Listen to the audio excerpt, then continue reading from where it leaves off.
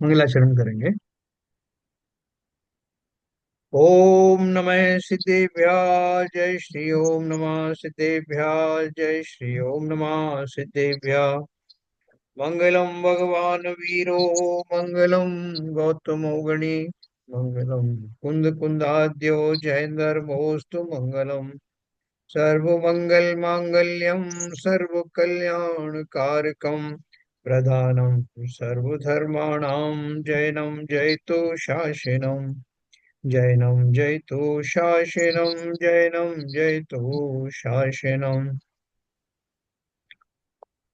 क्रिया परिणाम और अभिप्राय, ये तीन जो टॉपिक है जो मोक्ष मार्ग प्रकाशक में दिए गए हैं, वहां से उद्धृत करके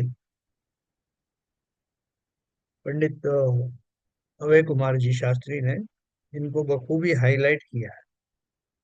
वो उसका जो मर्म है उसको निकाल करके हमारे वास्तव में दैनिक क्रियाओं के द्वारा, दैनिक भावों के द्वारा और दीर्घकालीन अभिप्राय में खोट होने के कारण अज्ञानतावश हम कौन कौन से कर्म निरंतर बांध रहे हैं। क्योंकि हम ये पढ़ते हैं कि प्रति समय ये जीव एक आयु को छोड़ के बाकी आठों कर्मों को, सातों कर्मों का निरंतर बंद कर रहा, प्रति समय बंद भी हो रहा है, प्रति समय उदय भी हो रहा है और संसार बना रहता है। तो वो ये तो हमने सुना है, लेकिन कैसे होता है ये सब जो चीजें, वो मैकेनिज्म अपन समझ रहे हैं। वो मैकेनिज्म समझ कर, बहुत सिंपल मैकेनिज्म है, उस पर अगर हमने थोड़ा सा भी ध्यान दिया, वस्तु स्थिति मालूम की, तो हमारा सारा जो दुख दर्द है वो मिट जाने वाला है। और जो मोक्ष मार्ग जो अनादिकाल से जो छुपा हुआ था, लुप्त था, हमारे लिए वो प्रकट होने की पूर्ण संभावना होगी। तो अपन इसको जानेंगे, और बहुत सिंपल है। ढेरों ग्रंथ हमने पढ़े होंगे और शायद अभी आगे भी पढ़ेंगे, लेकिन सब ग्रंथों का इशारा इन्हीं की ओर है, जिसको उन्होंने बिल्कुल टू दी पॉइंट फोकस वे में बताया। तो कल अपन ने जो बात पढ़ी थी, क्रिया और परिणाम के बारे में विशेष रूप से पढ़ी थी।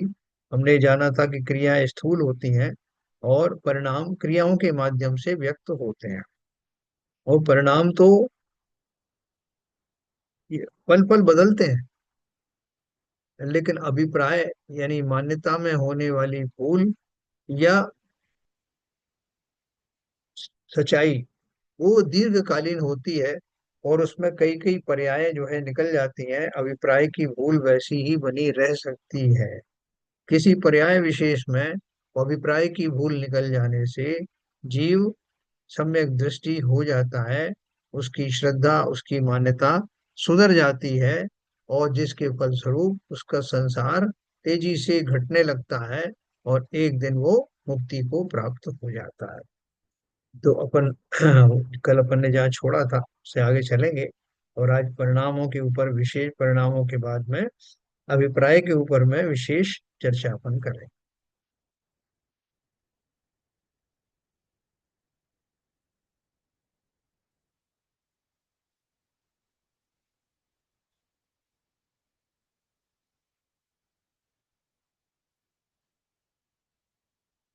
देखो, अपन ने कल वो सिंह की और जो शुकर था, उनकी उदाहरण के माध्यम से क्रियाओं, सिमिलर क्रियाएं होते हुए भी परिणामों में अंतर और परिणामों से ज्यादा अभिप्राय में अंतर, ये हमने ये दोनों बातें पढ़ी। और उनकी दोनों स्थितियों में उनके जो भाव हो सकते हैं, उनके इस माध्यम से जाना कि अगर ज्ञानी है तो भाव कैसे होंगे, अज्ञानी है तो कैसे होंगे। अज्ञानी में भी दो तीन दशाएं अपन ने पढ़ी, और वो सारा अपन ने चित्रण समझा कि कैसे मान्यता के विपरीतता के कारण परिणामों में विपरीतता आती है, और परिणाम जो कि तात्कालिक होते हैं, उनके माध्यम से क्रियाएं भी वैसी ही अ, दिखाई देती है। लेकिन परिणाम, क्रियाएं जो दिखाई देती हैं, क्रियाएं तो जो है परिणाम का प्रतिबिंब मात्र है, इसलिए उनका क्रियाओं का दोष नहीं होता है, परिणामों का ही अभी वो दोष वास्तव में लगता है। और परिणाम जहां से आते हैं उस अभिप्राय का ही मुख्य रूप से उसमें रोल होता है। ये अपन बात कर रहे हैं। इस प्रकार यह अत्यंत स्पष्ट हो जाता है कि क्रिया, हाँ, पहले अपन ने पढ़ा था ना, देखो, यदि उस शूकर को अज्ञानी माना जाए तो उपर्युक्त शुभ भाव के साथ साथ वह अभिप्राय में अपने को शूकर मानकर मुनिराज का उपसर्ग दूर करने की क्रिया का कर्ता मानता था। इस विपरीत अभिप्राय के कारण उसे मिथ्यात्व और अनंतानुबंधी कषायों का बंध हो रहा था, परंतु शुभ परिणामों से मरण होने से वो स्वर्ग में गया। देखो ये जो लाइन है ना, एक तो वो कि अपनी क्रिया का कर्ता मानता था, क्रिया का कर्ता मानने का अर्थ क्या हुआ? आत्मा। मैं कौन हूँ? आत्मा। तो मैं क्रिया का कर्ता हुआ, इसका अर्थ क्या हुआ कि मैं पुद्गल के कार्यों का कर्ता हुआ, और जो कि मैं हरगिज होता नहीं। तो ये मान्यता ही पर में किए जाने वाले कार्य की मान्यता मिथ्या दृष्टि का सूचक है। तो उन्होंने लिखा, इस विपरीत अभिप्राय के कारण उसे मिथ्यात्व और अनंतानुबंधी कषायों का बंध हो रहा था, है ना? बंध किसका हो रहा है? मिथ्यात्व और अनंतानुबंधी कषाय। परंतु शुभ परिणामों से मरण होने से वह स्वर्ग में गया। इसका अर्थ क्या है? शुभ परिणामों ने उसके उसकी मान्यता को नहीं बदला, उसके अभिप्राय को नहीं बदला। तो आप बोलोगे फिर वो मोक्ष क्यों गया, सॉरी स्वर्ग क्यों गया? क्योंकि शुभ परिणामों से पुण्य का बंध होता है, इसलिए चला गया। मान्यता खोटी रहने के बाद भी हमारा शुभ का बंध होता रहता है ना, अशुभ का भी होता है, शुभ का भी होता है। लेकिन मात्र शुभ बंध के कारण से और विपरीत श्रद्धान के कारण से जीव स्वर्ग आदि की दशा से ऊपर जा नहीं सकता। उसके लिए क्या करना पड़ेगा? शुभ परिणाम तो सम्यक दृष्टि को भी आते हैं, और उसके भी शुभ परिणाम भी मुक्ति के कारण नहीं होते। चाहे वो मिथ्या दृष्टि जीव के हों, सम्यक दृष्टि जीव के हों, शुभ परिणामों की का एक लिमिट है, उनकी एक सीमा है। वो क्या कर सकते हैं? पुण्य आदि के बंद होने में ही सहायक हो सकते हैं, निमित्त हो सकते हैं। अगर मिथ्या दृष्टि जीव है तो उसको साधारण पुण्य का बंध होता है, और अगर सम्यक दृष्टि है तो वो विशेष पुण्य का या प्रशस्त पुण्य का बंध होता है। इतना अंतर तो हो सकता है। बाकी शुभ परिणामों का बंध पुण्य आदि का बंध होता है, अशुभ का बंध पाप आदि बंध का कारण होता है। ये अपन ने पढ़ा। और ये जो मान्यता है, मान्यता के फलस्वरूप सारा खेल होता है, जिसे हम श्रद्धान भी कहते हैं। इस प्रकार यह अत्यंत स्पष्ट हो जाता है कि क्रिया ना तो पाप बंध का कारण है, ना पुण्य बंध का, और ना ही मुक्ति का कारण, है ना? अभी ये बात तुमको बड़ा क्या जोर का झटका है ना ये? क्या? क्रिया ना तो पाप बंध का कारण है, ना पुण्य बंध का, और ना मुक्ति का कारण। क्रिया तो पैकिंग है और परिणाम माल है। जैसा माल होगा वैसी ही पैकिंग कही जाएगी, है ना? आपके पास कोई कोई लंबा आइटम है, तो उसके लिए अपन जो पैकिंग बनाएंगे तो ऐसा लंबा बनाएंगे जो बॉक्स में आ जाए। उस माल के हिसाब से अपन पैकिंग का निर्माण करते हैं। तो वास्तव में क्या है, जिन्होंने पैकिंग और परिणाम के माध्यम से क्या बताया कि क्रियाएं तो खाली उसके अनुरूप जन्म लेती हैं, जैसे कि भाव उठ रहे हैं। क्रिया तो परिणामों की ही अभिव्यक्ति है, अर्थात हम मन के निमित्त से होने वाले रागादि भावों को वचन और काय के माध्यम से व्यक्त करते हैं। वचन और काय की क्रियाएं भी इच्छाओं की पूर्ति के लिए ही की जाती है। अभी आप देखो, एक तोता है, तोते को आपने कुछ रटा दिया, वो कुछ शब्द बोलता है, रटे रटा शब्द बोलता है। उससे कोई मतलब नहीं कि वो क्या कहना चाहता है, इसलिए हम भी उसका बुरा नहीं मानते। लेकिन जो है कोई व्यक्ति वैसे ही गालियां देता है, उस तरह के वचन कहता है, तो हम उसके ऊपर कुपित हो जाते हैं, क्योंकि हमको लग रहा है कि इसके अंतर परिणामों से आ रहा है, ये हमें दुखी करना चाहता है, हमें हमारे बारे में इसकी राय अच्छी नहीं। तो बाह्य क्रियाओं को अंतर परिणामों का की प्रतिध्वनि माना जाता है। वचन और काय की क्रियाएं भी इच्छाओं की पूर्ति के लिए ही की जाती हैं। हमारे मन में कुछ चल रहा है, तो मन चल रहा है तो हम वचनों से कहेंगे भाई साहब मुझे आज बहुत जोर से भूख लग रही है, हाँ, तो बोले उधर चले जाओ आगे, हाँ भोजन मिल रहा है। तो वचन से मैंने कहा कि मुझे भोजन चाहिए, और काया से मैं उस तरफ चला भोजन करने के लिए। तो इसलिए उन्होंने बोला वचन वचन और काय दोनों किसके लिए है? इच्छाओं की पूर्ति के लिए। इच्छाएं कहाँ उठ रही हैं? अंदर में उठ रही हैं। इच्छाएं किसका किसका स्वरूप है? इच्छाएं कहाँ से उठती हैं?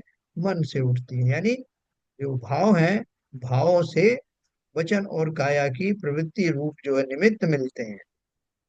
मन के विकल्पों के अनुसार होने वाली क्रियाएं हमारे संयोग वियोग यश अपयश आदि में निमित्त बनती हैं। देखो, हमें कई बार ये लगता है ना कि हमको ऐसा क्यों हो रहा है भाई, मुझे इतना ही कम धन मिला, दूसरों को बहुत ज्यादा मिला है, बहुतों को महल अटारी अटारी सब मिले हुए हैं, और मेरा कोई नाम भी नहीं लेता जबकि मैं इतना काम करता हूं। तो ये कहाँ से आता है? तो लिखा, मन के विकल्पों के अनुसार होने वाली क्रियाएं हमारे संयोग वियोग यश अपयश आदि में निमित्त बनती हैं, है ना। हमारे जो भाव हैं, जब तक हम उसको करेंगे नहीं, क्रियान्वयन नहीं करेंगे, तब तक लोगों को मालूम भी नहीं पड़ेगा। फिर हमारे खोटे काम देख करके लोग हमें हम अपयश देते हैं। तो खोटे काम कहाँ से आए? क्योंकि मन में परिणाम खोटे चल रहे थे।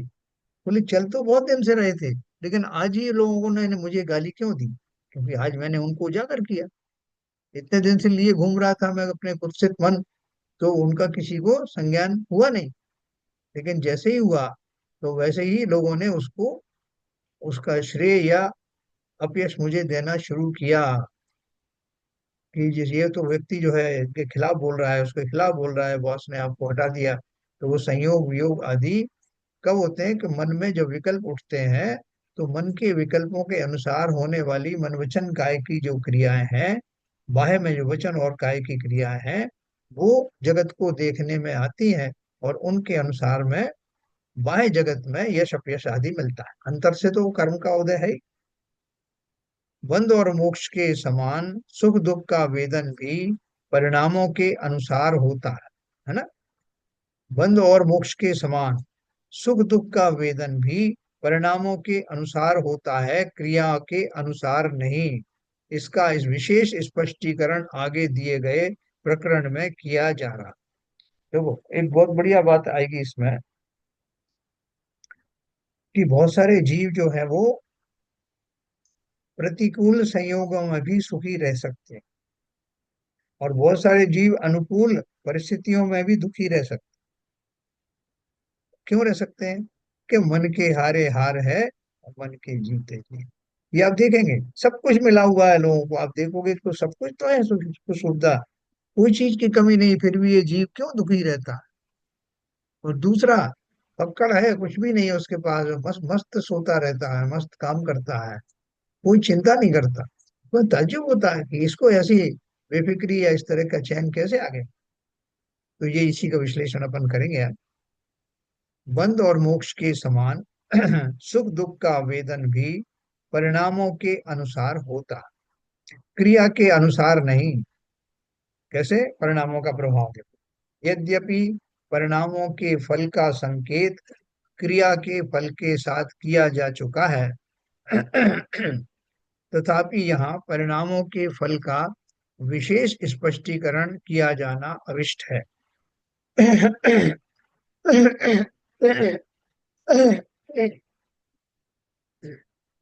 क्रिया का फल शून्य है, तो परिणामों का फल 100% अर्थात पूरा का पूरा मिलता है। ये बात बहुत अटपटी लगेगी आपको।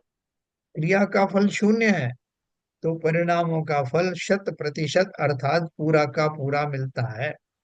यहाँ परिणामों से आशय मुख्यतया शुभ अशुभ भावों से और वीतराग भावों से है, क्योंकि ये भाव ही बंध मोक्ष या दुख सुख के कारण होते हैं।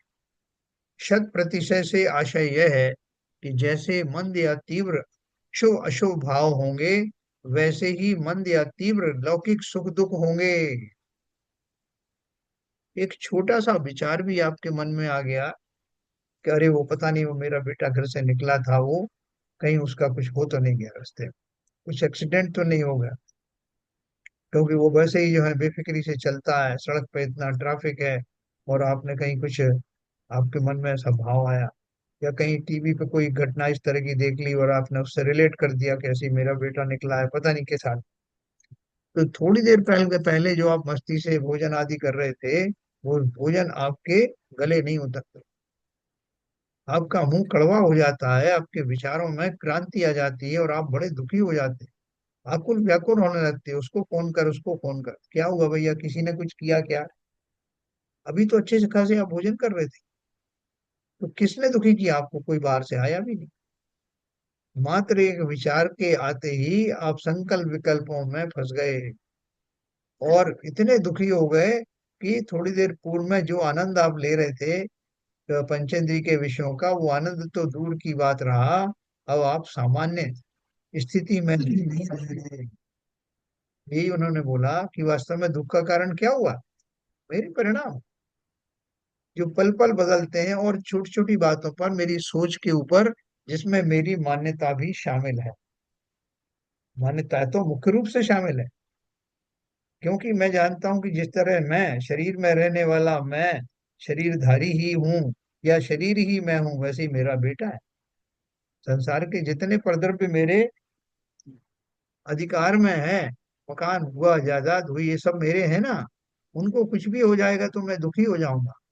तो ये मेरी मान्यता के कारण ही तो ये ऐसे प्रश्न मेरे खड़े होते हैं, और इसलिए मैं अच्छा खासा बैठा बैठा दुखी हो जाता हूँ। यही लिखा उन्होंने, यहाँ परिणामों से आशय मुख्यतया शुभाशुभ भावों से और वीतराग भावों से है, क्योंकि ये भाव ही बंध मोक्ष या सुख दुख के कारण होते हैं। 100% से आशय यह है कि जैसे मंद या तीव्र शुभ अशुभ भाव होंगे, वैसे ही मंद या तीव्र लौकिक सुख दुख होंगे, और वैसी ही कर्म प्रकृतियां उतनी ही स्थिति अनुभाग सहित बंधेंगी। देखो दोनों चीजें बता रहे हैं, लौकिक और पारलौकिक, है ना।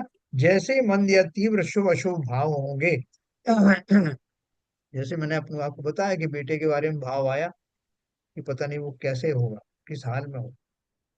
अब कोई तो इसको और आगे तक का सोच रहा है कि भाई मेरे को तो ऐसा दिखाई दे रहा है कि वो गिर पड़ा है और कोई गाड़ी उसके ऊपर चढ़ गई।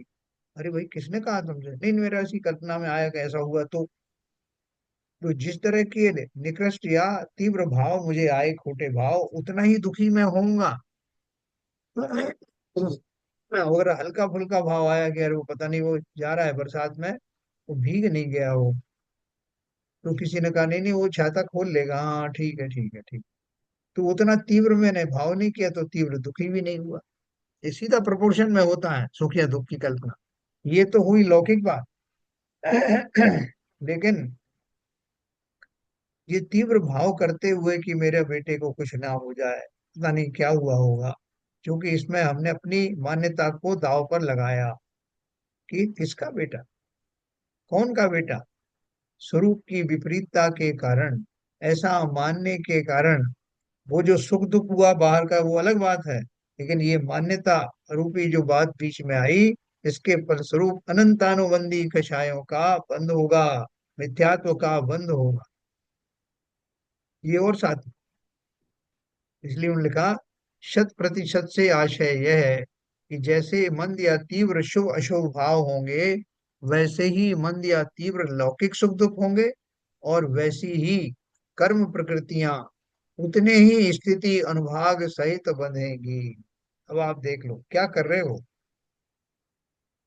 प्रतिपल न केवल यहाँ सुखी दुखी होकर के घूम रहे हो, बल्कि प्रतिपल अगले भवों की तैयारियां भी कर रहे हो। जितने अंशों में वीतरागता परिणत होगी, उतना ही अतीन्द्रिय सुख होगा, और उतने अंश में संवर निर्जरा होगी। इस प्रकार परिणामों का फल पूरा मिलता है, और मात्र क्रिया का फल कुछ नहीं।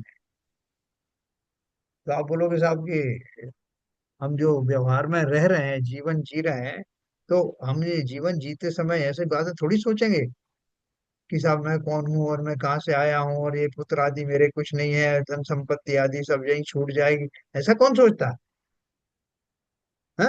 मैं तो ऐसे सामान्य रूप से ऐसे ही सोचूंगा। अगर मैं ये सब सोचने लग जाऊं तो संसार के काम मुझसे होंगे ही नहीं।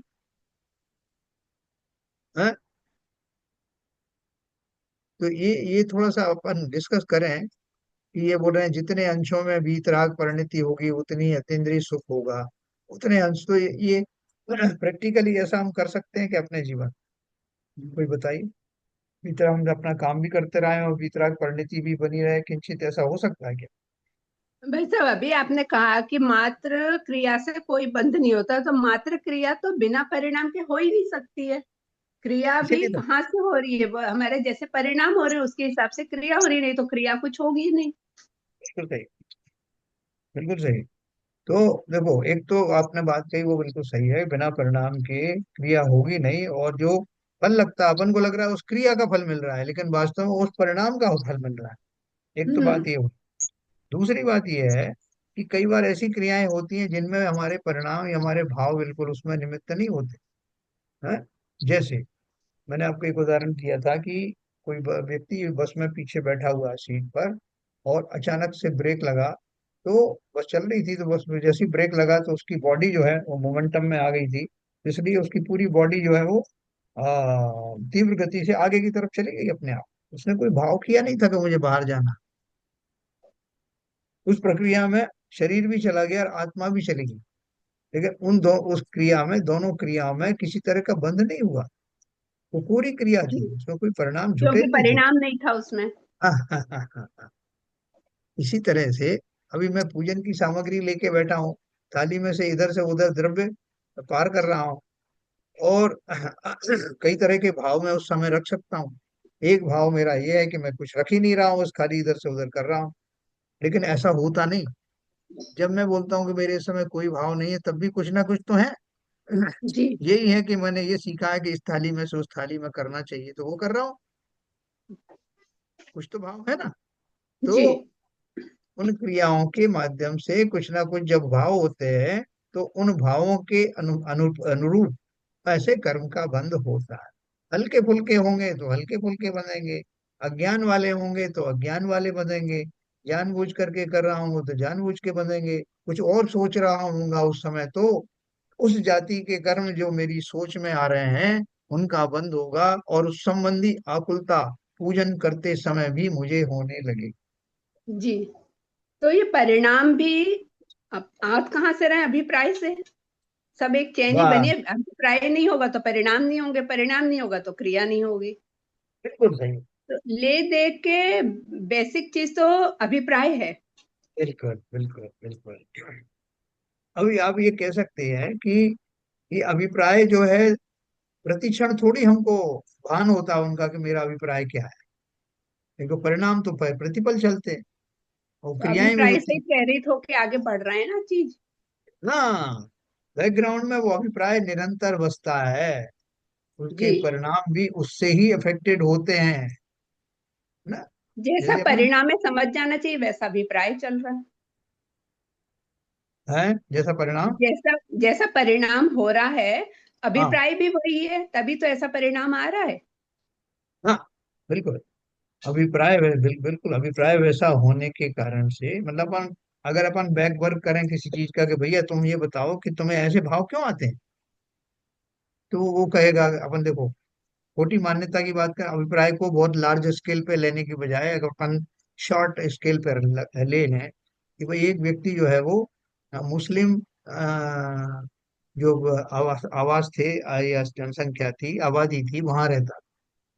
तो वहां उसको एक तो उनकी संगति में रह करके उसके अभिप्राय में भी ये आ गया कि जिनको भी रहने का अगर अधिकार है तो उसकी जो साधर्मी है, जो वो धर्म वो मानता है, उनको ही रहने का अधिकार है, बाकी कोई अधिकार नहीं। तो वो उसके हिसाब से अब वो अपनी अनर्गल चेष्टाएं करेगा, किसी को नुकसान हो जाए तो उसे परवाह नहीं, कोई मर जाए उसके किसी कृत्य से तो परवाह नहीं, कोई दुखी हो जाए तो परवाह नहीं। क्यों? क्यों? उसकी मान्यता इस भाव की समझ लो, यही है कि सिर्फ साधर्मी को ही बचाना है, बाकी किसी की परवाह नहीं करना, और उसके सारे एक्शन जो है उसी अनुसार चलेंगे। जी। तो वो मान्यता भले ही आपकी उस पर्टिकुलर पर्याय की हो, या थोड़े समय की ट्रेनिंग आप लेके आए हैं वो पर्याय, वो मान्यता हो, तो मान्यताएं तात्कालीन भी हो सकती हैं, दीर्घकालीन भी हो सकती हैं, और परम दीर्घकालिक भी हो सकती हैं। लेकिन हम्म, जब तक वो मान्यताएं रहेंगी, आपकी परिणाम और क्रियाएं उससे प्रभावित हुए बिना रहेंगी नहीं। नहीं रहेंगी, ठीक है।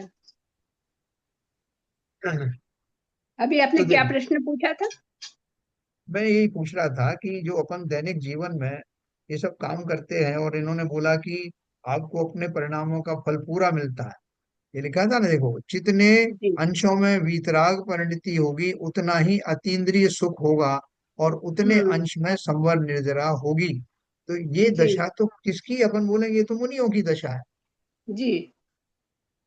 तो मैं मुझे मेरे अंदर तो ये भाव आ ही नहीं सकते। अगर मेरी मान्यता सुधर जाए, यानी मैं सम्यक दृष्टि हो गया, तो ये चीजें मेरे जीवन में सारे काम करते हुए, रोजाना के काम करते हुए भी, क्या इस तरह की स्थिति आ सकती है कि मुझे कुछ कुछ वीतरागता भी हो जाए और मुझे वो सुख भी मिलता रहे? ऐसा हो सकता है कि सम्यक दृष्टि के साथ? सम्यक दृष्टि जो चौथे गुण स्थान में, उसके साथ तो हो सकता है, क्योंकि वो पूरा सम्यक दृष्टि हुआ ही नहीं है। उसमें थोड़ा सा मिथ्यात्व का वो तो रहता ही है। जैसे जैसे ऊपर के गुणों में होंगे, वीतराग बढ़ेगी, तब ये चीज आएगी। जब तक वीतराग पूरी तरह से नहीं है, चारित्र पूरी तरह से आचरण में नहीं आया है, जब तक तो दोनों तरह के शुभ अशुभ और शुद्ध सभी चलता है। हाँ, देखो, इस आपने बहुत सही कहा, इसमें थोड़ा सा करेक्शन है कि सम्यक दृष्टि होने के बाद आंशिक मिथ्यात्व नहीं रहता। सम्यक दृष्टि का अर्थ ही ये है कि उसका मिथ्यात्व समाप्त हो गया। लेकिन श्रद्धा के लेवल पर मिथ्यात्व समाप्त हुआ, आपने सही कहा। क्योंकि चारित्रिक दुर्बलताएं अभी बाकी हैं, और तीन चौकड़ी अभी कषायों की बाकी हैं, इसलिए उस अनुपात में उसे सुख दुख का वेदन होता है, उस अनुपात में। लेकिन अनंतानुबंधी कषायों के माध्यम से, उनकी उपस्थिति में जीव के जैसे कषायिक परिणाम होते हैं, जैसा दुख होता है, वैसा सुख दुख उसको नहीं होता। वो मतलब उतना गहरा नहीं होता। अपन ने उसके चार भेद पढ़े थे ना, जो जो हाँ, दारू, लता दारू, और क्या क्या पढ़ा था? खांड। आ, खांड। काष्ठ, नहीं खांड, काष्ठ। काष्ठ, खांड। काष्ठ और शिला। हाँ, हाँ। लता दारू, और तीसरा था वो, चौथे नंबर पे वो शिला। काष्ठ और शिला बताया। हाँ, शिला तो वो लास्ट में था। तो है, मतलब उस तरह के जो भाव होते हैं वो जीव के, अनंतानुबंधी वाले जीवों को एक तरह की कषाय होती है ऊपर वाली। और जी। जो जो सम्यक दृष्टि जीव है उसको लोअर कैटेगरी के जो है वो संकल्प आते ही होते हैं। जैसे रामचंद्र जी को सीता जी का विछोह हुआ, तो दुख हुआ होगा, और उनके दुख उनको कैसे कितना हुआ? अपन सोचते हैं जैसे साधारण व्यक्ति विलाप करता है, वैसे रामचंद्र जी ने भी किया तो उनको भी उतना ही कष्ट हुआ होगा। लेकिन ये शास्त्र सम्मत बात है, केवल ज्ञान गम्य बात है कि उनको उस तरह का दुख नहीं होता, क्योंकि उनके अभिप्राय में ये बसा हुआ है कि संसार के समस्त पदार्थ मेरे से पर ही हैं। किसकी जी। स्त्री, किसका वो, ये शरीर ही मेरा नहीं तो बाकी सब किसके? जी। लेकिन फिर भी एक आदत हो जाती है कि मेरे साथ कोई रह रहा है, तो वो अलग हो गया, बिछड़ गया, तो थोड़ा टेम्परेरीली उसका संताप होता। जी। तो इसलिए वो उनको संताप भी हुआ होगा। जो अपन बात कर रहे हैं कि सम्यक दृष्टि जीव को भी किंचित आकुलता व्याकुलता होती है, क्योंकि अभी चारित्र मोहिनी बाकी है और ऊपर की कषाय बाकी है। लेकिन अनंतानुबंधी और मिथ्यात्व के सदृश सादृश्य में जितनी तकलीफ होती है, उतनी तकलीफ उसको नहीं नहीं होती। होती। अब एक और सवाल मेरा है कि मैं सम्यक दृष्टि बना नहीं है, तो मैं खुल करके क्यों ना वो दुखों का वेदन करूं? वो दुख मेरे से जा नहीं सकते, क्योंकि मैं मिथ्या दृष्टि हूँ, और मैं उसमें कुछ कर नहीं सकता। इसलिए अब मुझे कोई प्रयास भी करने की जरूरत नहीं है। जब तक मिथ्या दृष्टि रहूंगा तब तक वो दुख सुख वैसे आते रहेंगे। ये स्वभाव है संसार का। इसलिए मुझे कोई प्रयास करने की आवश्यकता नहीं, चुपचाप उन दुखों को भोगते रहना चाहिए। ऐसा करें क्या?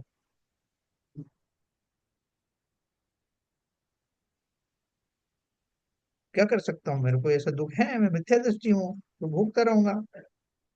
जब समय दृष्टि होगा तब बात अलग है। अभी मुझे क्या करना है? इसके लिए तो प्रयास करना पड़ेगा। बोलो भाई। अपने दृष्टि बनने के लिए। विपुल जी बोलो।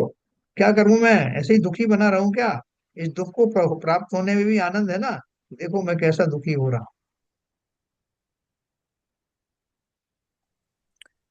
नहीं सर, अगर अ, मतलब सर, मेरा ये पर्सनल मानना तो ऐसा है कि हमें, चाहे हम मिथ्या दृष्टि क्यों ना हो, लेकिन हमें हमें ये बात तो माननी नहीं चाहिए कि मैं मिथ्या दृष्टि हूँ। जितने भी समय मैं शास्त्रों का, या जितने भी समय हमें थोड़ा बहुत,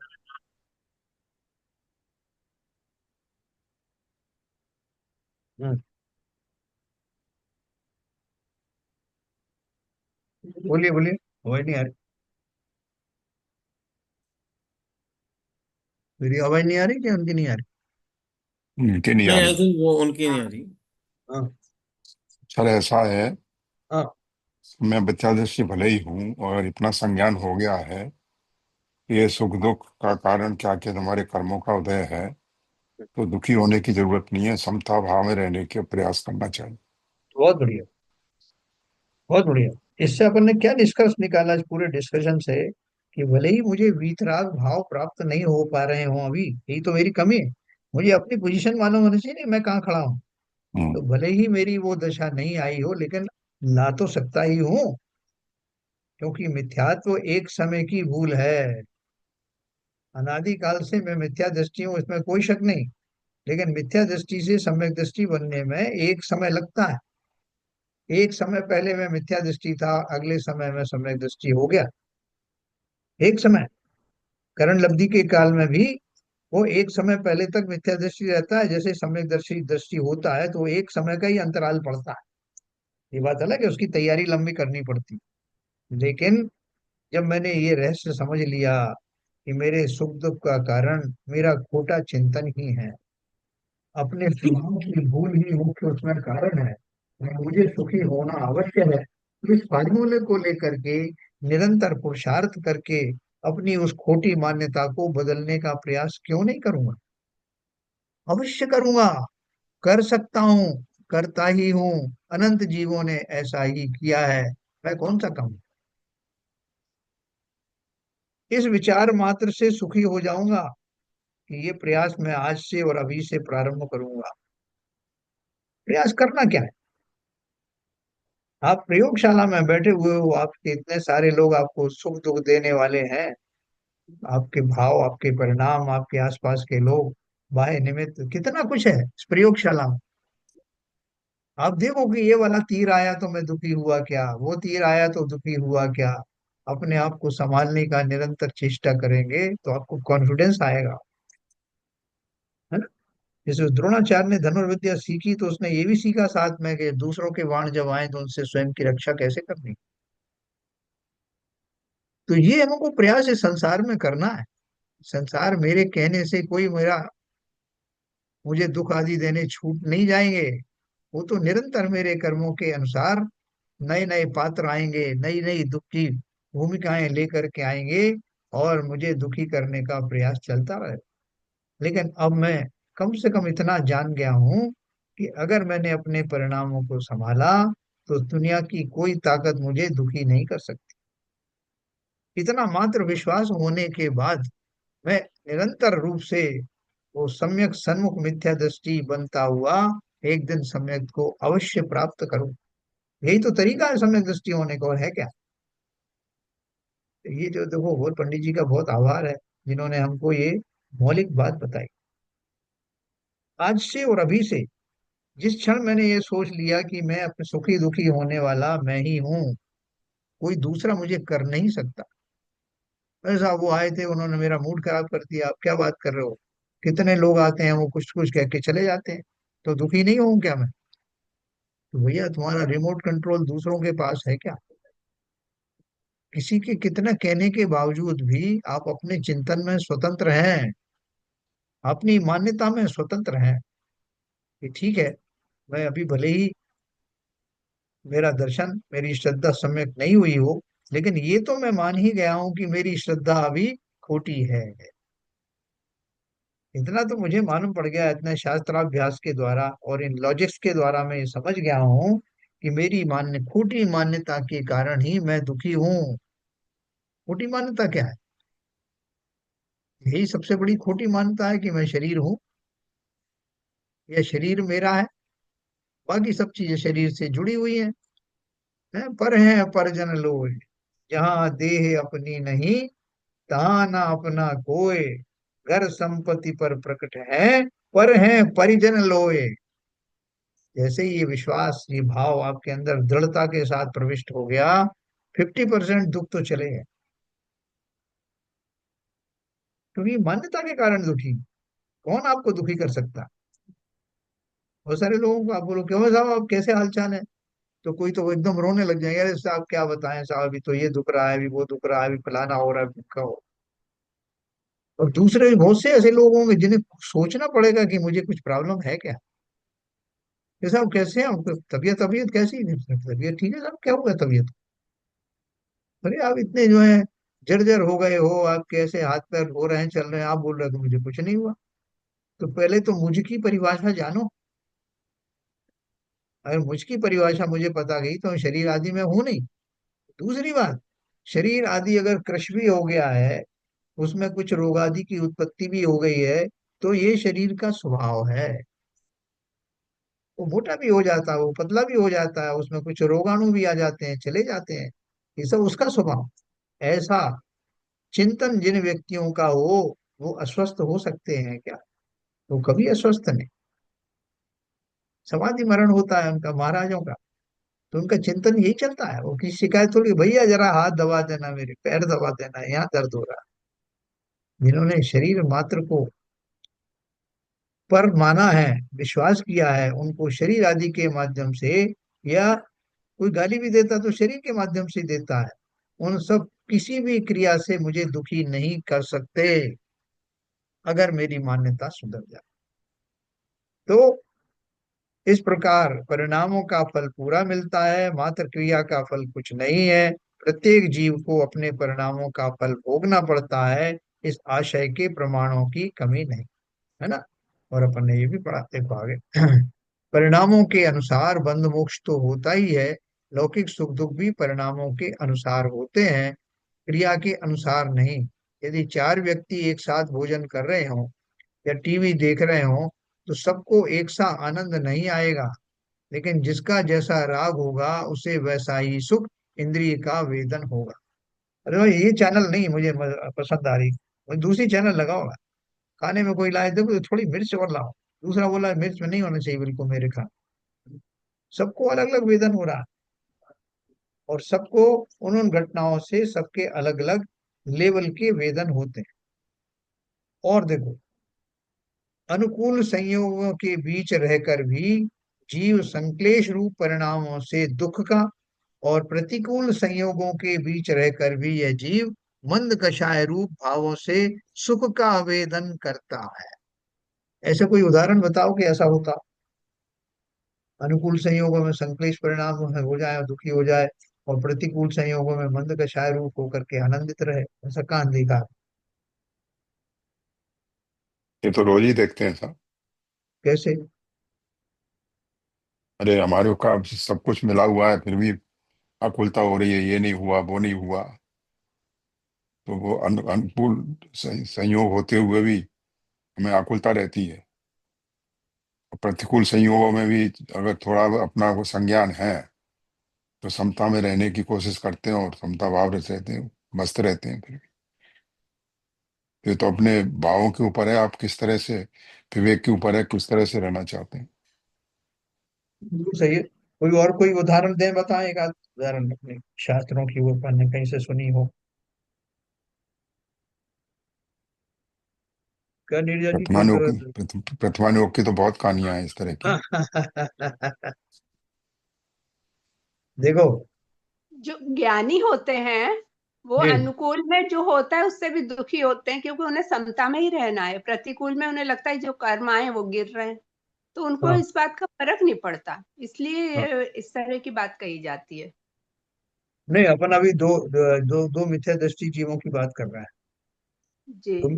एक मिथ्या दृष्टि है उसमें, और एक सम्यक दृष्टि। ऊपर हम्म। क्या लिखा है? अनुकूल संयोगों, अनुकूल संयोगों के, क्या है वो पूजन में आता ना, प्रतिकूल संयोगों में क्रोधित होकर संसार बढ़ाया है। संतप्त हृदय प्रभु चंदन सम शीतलता पाने आया है। प्रतिकूल संयोग किसे कहते हैं? प्रतिकूल उन्हें मानो तो वो प्रतिकूल है, नहीं मानो तो प्रतिकूल नहीं। हम्म। अनुकूल में ही आदमी को लगने लगता है कि यार ये इससे अच्छा और होना चाहिए। क्या है, ये भी कोई बात है? मिथ्या दृष्टि देव होते हैं, और उनको सब तरह की सुविधाएं जो बाकी देवों को मिली हुई हैं, उनके भी पूरे अमृत झरता है जब भोजन भूख लगती है तो। और सारा विमान आदि सारे सुख हैं, दिव्यांगनाओं के सुख है नीचे वाले स्वर्गों में, सब कुछ है। लेकिन उनके मन मन में एक ईर्ष्या का भाव रहता है, लोभ का भाव रहता है कि जो ऊपर बहुत सारे देवों को देखते हैं वो ज्यादा उनके विमानों में तेज वगैरह रहता है, ज्यादा रिद्धियां उनको मिली हुई है, उससे वो मनी मन बड़े दुखी रहते हैं। हाँ, तो इससे वो बड़े दुखी रहते हैं। अनुकूल संयोगों में भी संक्लेशित परिणाम के कारण दुखी रहते हैं। मनुष्य पर्याय में भी ऐसे ही है, हमें सब कुछ मिला है, फिर सामने वाले को ज्यादा कैसे मिले? तो ये तो हम प्रपत्ति, जैसे सीवीजन साहब ने कहा, रोज ही देखते हैं। अब प्रतिकूल संयोगों में भी रहकर मंद कषाय रूप, इसका सबसे बड़ा उदाहरण है वो नारकी जीव, जो अनंत वेदनाओं के बीच में रह करके सम्यक दृष्टि बन जाते हैं। छेड़ाला में पढ़ा होगा कि वो उसमें गटागटी, अमृत का गटागटी चल रही है, वहां तो धड़ाधड़ मार धाड़ हो रही है, और वो अमृत के सागर में डूबे हुए हैं। उन प्रतिकूलताओं के बीच में भी वो अनुकूल अवस्था में है, समता में रह करके आनंद का रसपान कर रहे हैं। आप सोच भी नहीं सकते कि ऐसा हो सकता है। और प्रतिकूल संयोगों को जाना कैसे? कि नारकी जीवों को होने वाला उपु अवधि ज्ञान से बहुत सारे जीव ये जान लेते हैं कि मेरी ये दुर्दशा क्यों हुई, मैंने क्या किया था जिसके कारण मुझे यहाँ आना पड़ा। एक क्षण के लिए आने वाले वो नाम उनको उसी पर्याय में सम्यक दृष्टि बना देते हैं। उनका चिंतन शुरू हो जाता, मेरा मार रहे हैं काट रहे हैं उससे वो अप्रभावित होकर। यानी आप देखो कि अपन बोले भाई साहब आप मुझे इतना समय तो दो, मैं बैठ करके मैं ध्यान करूं। मेरे जब ध्यान में आने लग जाए तब आप कर लेना उपसर्ग जो भी करना है, मुझे ध्यान तो इतना तो टाइम दो ना। मैं चटाई वटाई बिछा लूं जरा, फिर ध्यान में बैठ जाऊं साहब, मैं पूरा अपने अंदर में लीन हो जाऊं, फिर आप करना उपसर्ग, फिर शायद मुझे कुछ नहीं होगा। कि कोई सहारों की जरूरत नहीं होती, ना कोई किसी का इंतजार करता। वहाँ मारधाड़ चल रही है पूरी नरकों में, हमने उन नारकियों क्या मतलब है कि आप सम्यक दृष्टि हुए क्या नहीं हुए। लेकिन उन इतनी तीव्र प्रतिकूलताओं के बीच में भी वो भव्य जीव सम्यक दर्शन को प्राप्त करके पूरी आयु, बची शेष आयु निकाल देते हैं और दुखी होते नहीं। ये कैसे संभव हो सकता? उनकी प्रतिकूलता के सामने हमारी प्रतिकूलताएं क्या है? ऐसा आपको पता नहीं है, मेरे मुझे बेटी का दुख देखा नहीं जाता, मुझे बेटे का जो है नहीं देखा जाता, मेरे खुद के शरीर में इतनी तकलीफें हैं, और ये सब आप क्या समझते हो? अरे कंपेयर करो नरक के दुखों से। आप बोल रहे हो कहाँ के सम्यक दर्शन से, आप कैसे सम्यक दर्शन ले आए हैं? तो समता आती नहीं है, विषमता में ही भरे रहते हैं। कंपेयर करो नरकी जीवों से, कि निरंतर ऊपर से नीचे तक के नरकों में बढ़ती हुई प्रताड़ना के फलस्वरूप जीव एक पल के लिए भी उसको जरा भी कोई ढाढ़स बंधाने वाला नहीं। कितनी भूख, कितनी प्यास, कितनी गर्मी, कितनी सर्दी, सबके बीच में रहते हुए भी, इतनी मारधाड़ के बीच में रहता हुआ जीव लोग काट रहे हैं, करों से काट रहे हैं, कढ़ाई में उबाल रहे हैं। इन सब प्रतिकूलताओं को कंपेयर करो, हमें काहे की प्रतिकूलता? लेकिन अगर इतने इतनी अनुकूलता को, थोड़ी सी अनुकूलता ही कि हम मनुष्य पर्याय में है, नारकियों से कितने गुना हम अनुकूल परिस्थिति में है, तो हमें फिर जैसे कहते हैं ना कि हमें बहुमान मानना चाहिए। बहुत सारे लोग बोलते हैं कि भगवान का लाख लाख शुक्र है कि हम मनुष्य पर्याय में है, हमें ये सब मिला हुआ है, दो टाइम का भोजन मिला हुआ है। आप देखोगे तो हमारे अनंत पुण्य के जो है कारण यहाँ उपलब्ध हैं, उनके फल यहाँ दिखाई दे रहे हैं, और वो हमें इस दिशा में प्रेरित कर रहे हैं कि इतनी अनुकूलता में भी अगर नहीं सुधरे तो कब सुधरोगे। है?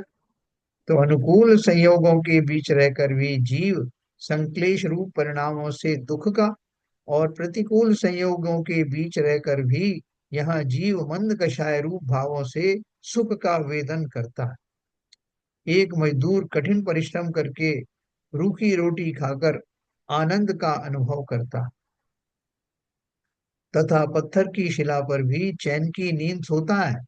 जबकि एक सेठ आलीशान वातानुकूलित भवन में रहते हुए भी फैक्ट्री की हड़ताल से चिंताग्रस्त होने के कारण विविध मिष्ट व्यंजन खाते हुए भी ना तो उनका आनंद ले पाता है, और ना डंलप के गद्दों पर लेटते हुए भी चैन की नींद सो पाता है।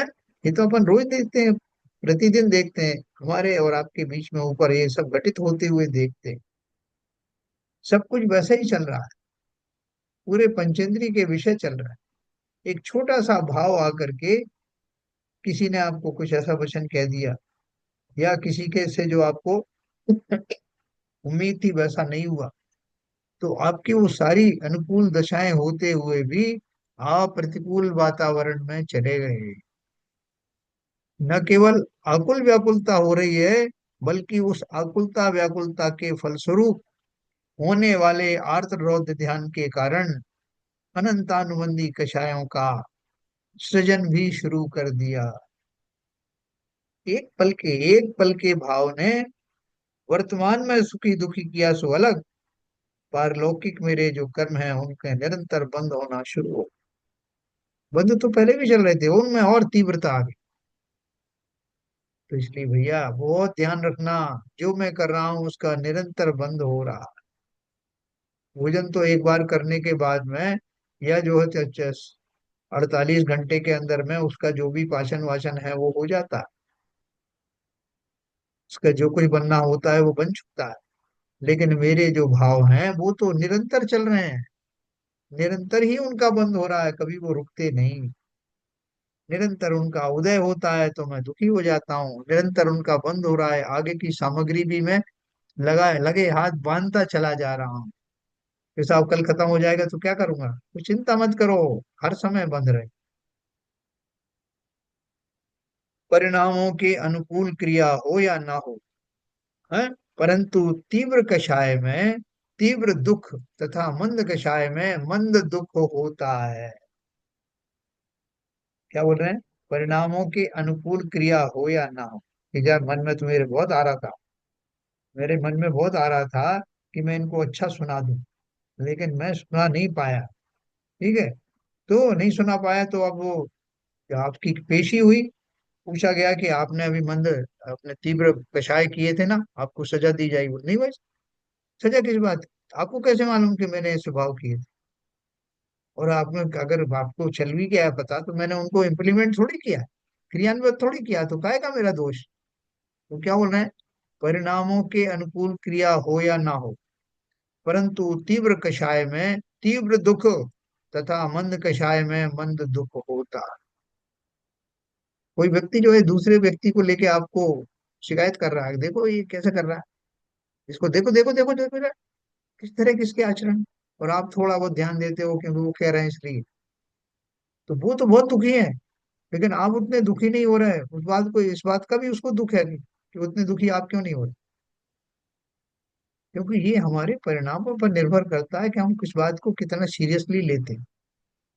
और अगर हमारी मान्यता, हमारी श्रद्धा में ये सब है कि कौन किसका है, ये सब घटनाएं तो पूर्व निर्धारित कर्मों के कारण, निमित्त निमित्तिक संबंधों के कारण घटती हुई दिखाई देती है, इनमें क्या सुखी दुखी होना। तो आपने एक मूल मंत्र मंत्र प्राप्त कर लिया, शेष जीवन भर आप कभी तीव्र कषायों से प्रभावित नहीं होंगे। तीव्र कषायें आपकी उदय में भी नहीं आएंगी और बंद भी नहीं होगा। उदय में तो आएंगी तो तभी, क्योंकि मैं उनको सहने के लिए तैयार हूँ, समता में आ गया हूँ, इसलिए वो तीव्रता मुझे उनकी भाषित होगी नहीं। तो देखो, तीव्र दुख से मंद दुख होने पर हम अपने को सुखी अनुभव करते। फिर आप, आपको कैसी तबीयत है अभी? आप जैसा पहले से ठीक है क्या? पहले से ठीक है? पहले बहुत जोर से सिर दर्द हो रहा था, अभी थोड़ा हल्का हो गया, तो कम हो गया। तो ये संसार में ऐसे ही चलता रहता है। कभी आप पूर्णतः उन दुखों से मुक्त होते नहीं। रोगों की बात ही नहीं कर रहे हैं। कभी ईर्ष्या होगी, कभी द्वेष होगा, कभी किसी से किसी प्रसंग पे आपको मान अपमान की प्राप्ति होगी, ये निरंतर चलेगा, एक पल भी रुकने वाला नहीं।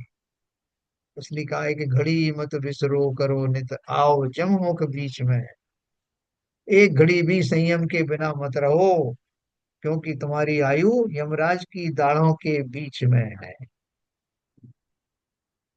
तीव्र दुख से मंद दुख होने पर हम अपने को सुखी अनुभव करते हैं। राग द्वेष ही हमारे सुखी दुखी होने में मूल कारण है। इस प्रकार हम परिणामों से सुखी दुखी होते हैं और उन्हीं के अनुसार लौकिक प्रवृत्ति भी करते हैं। यह दो बात हो गई। जब राग द्वेष रूपी परिणामों से हुए बंध का जब उदय आता है, ये मिथ्यात्ववादी क्या है? मिथ्यात्व विपरीत मान्यताओं के फलस्वरूप होने वाला जो दृश्य है वो, और तीव्र कषाय चारित्र मोहिनी का उदय में जब वो मेरी कषायें फलित होती हैं, तब दोनों दशाओं में मैं बहुत दुखी हो जाता हूँ। तो दुखी तो ये हाँ हो गए, और आगे क्या होता है कि आगे का भी सामान बांध लेता हूँ। ठीक है ना? राग द्वेष ही हमारे सुखी दुखी होने में मूल कारण है। इस प्रकार हम परिणामों से सुखी दुखी होते हैं और उन्हीं के अनुसार लौकिक प्रवृत्ति भी करते हैं। तो राग द्वेष आए तो वो अपने आप में तो जैसे ईर्ष्या की आग जल गई, बदले की आग जल गई, वो तो जल गई, उससे दुखी होने लगे, अभी मैंने बदला लिया नहीं है।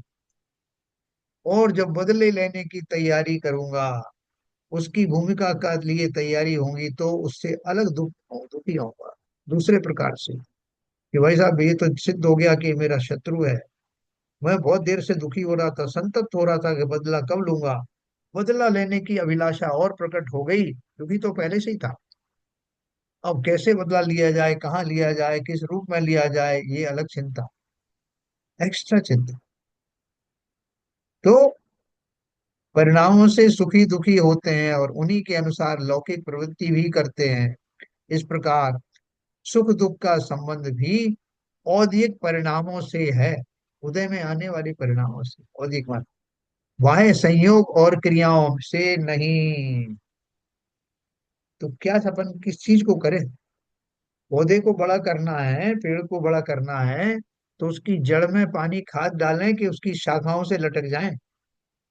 उसकी शाखाओं पे पौध दें वो खाद सामग्री, उसकी खाद, उसका जो भी मैं डालता हूँ पानी आदि, शाखाओं को रोज धो के तैयार करूं, पत्ते धो लूं, उनमें वो खाद चिपका दूं, तो क्या होने वाला? इसलिए इस रहस्य को समझना कि जड़ क्या है, किसका पोषण करना है या अपोषण करना है। सुख दुख का संबंध औदिक परिणामों से है, बाह्य संयोग और क्रियाओं से नहीं। ठीक है ना? तो अपन आज यही समाप्त करेंगे। कल अपन ये प्रश्न पढ़ेंगे कि बाह्य क्रिया का फल शून्य और परिणामों का फल 100% क्यों है। क्योंकि बहुत सारे लोग जब पहले पहले इसको पढ़ेंगे ना, तो इस बात से सहमत नहीं होंगे कि क्रियाओं का कुछ फल ही नहीं मिलता। क्यों क्यों नहीं सहमत होंगे? क्योंकि अभी तक तो उनकी यही धारणा थी कि क्रियाओं से ही सब कुछ होता। तो उनका एक बहुत बड़ा भ्रम था जो पाले रखा है उन्होंने। इस चीज से बड़े खुशी थे कि साहब मैं रोज जाता हूँ मंदिर में, मैं 2-2 घंटे जो है पूजन करता हूँ, अभिषेक करता हूँ, शांति धारा करता हूँ। अब इससे अब तक तो मेरा जो है 2-4 क्विंटल पुण्य बंध गया होगा। आपको क्या पता? उनको नहीं मालूम कि उन क्रियाओं के बंधा तो होगा, लेकिन उन क्रियाओं के पीछे रहने वाले परिणामों का बंधा, क्रियाओं का नहीं बंधा। तो तुम लाख उसमें जो है वो प्रतिमा को खूब रगड़ रगड़ के कर रहे हो, दूसरा व्यक्ति खाली जो है उसमें स्पर्श करके संतुष्ट हो गया हो। लेकिन यही मान्यता के कारण लोग यही मानते हैं कि जितनी ज्यादा क्रियाएं शारीरिक होंगी उतना ही पुण्य का फल। ये जो हमारे मिथ है, जो मिथ्या मान्यता है, उसको पटाक्षेप करना बहुत आवश्यक है। इसी को बना रहना ही तो मिथ्यात्व है। इसलिए इन क्रियाओं का अवलोकन करना, कल अपन इसको और पढ़ेंगे तो आपको बहुत क्लैरिटी आएगी। चलिए साहब, समय हो गया। संजय प्रकाश गुड मॉर्निंग।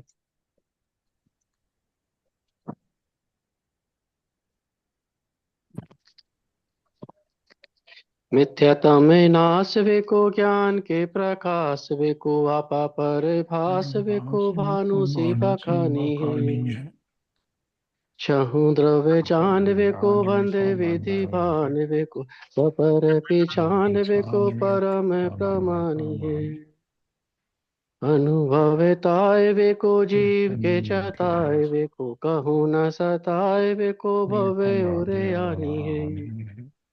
जहाँ तहाँ तार वे को पार के उतार वे को सुख विस्तार वे को यही जिनवानी है।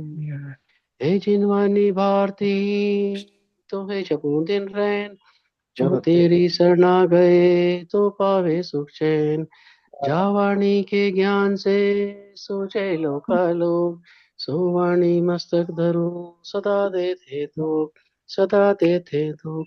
जिनवाणी माता की जय। कार्य चल